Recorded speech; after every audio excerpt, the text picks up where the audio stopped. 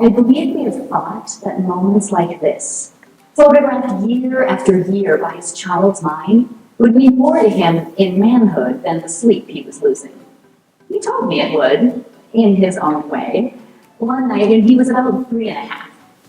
He and his mother had arrived earlier that day, and he sat with me in the dark living room for some time, silently. Together, we watched the moon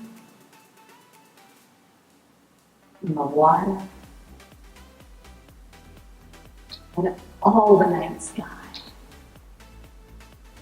And then he whispered, "I'm glad we came." That combination of being, basically the idea that you don't hand a loaded gun to a 3-year-old.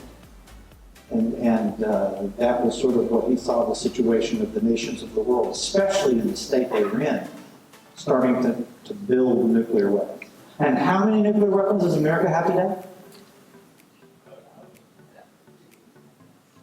We have a lot more, but we made a deal with Russia, and Russia got rid of a lot of theirs, and we got rid of a lot of theirs, so that supposedly we're all even. We only have about 1,600, I think it's 1,600 each.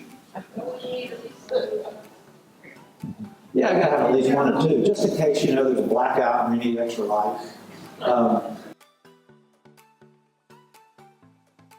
I have a 15-year-old, a 12-year-old, and a 9-year-old. That's not something that my wife and I are interested in having them use at that age. There are, of course, going to be some critical controls. All the new software development happening on the iPhone, for example, it's going to be vetted for a software development kit.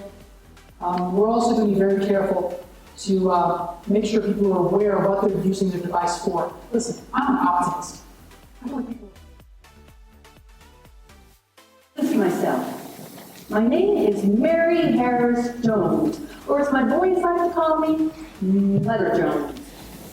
Looking back to my early 20s, I remember singing. When I came along, all America had caught the baseball fever.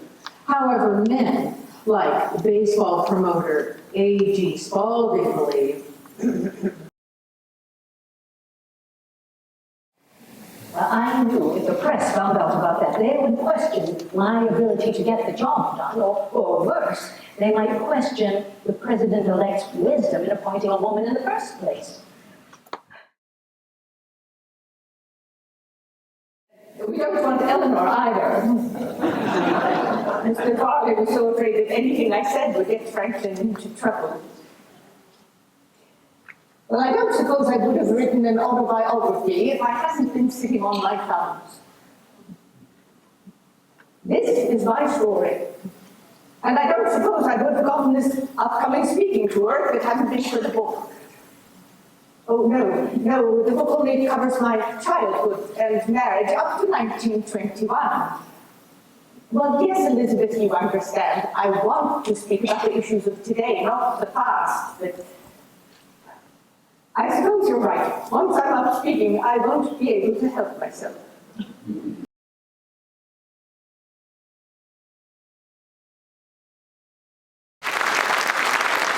The amount that he was allowed to regress and hold back the United States with his power that he had is truly disgusting.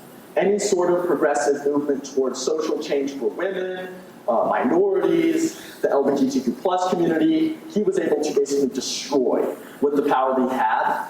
And I view him as one of the most despicable characters in American history. And I wanted someone to do him. And since this is my last year, since no one had, I felt that I should. I was fortunate enough to have parents to, help pay for my school, and I had to work.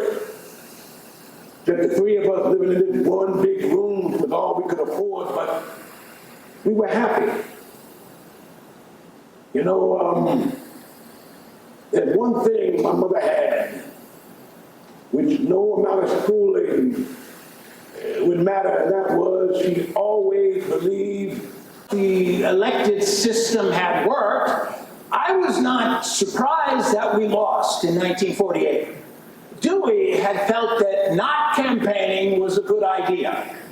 And we were limited in what we could say. He really didn't wish to discuss issues. And so I felt it was going to end that way. I told Nina 2 weeks before the election in mid-October that we're going to lose. Forget what everyone's saying. We're going to lose. I go out there every day and we can't say anything. We can't be anything.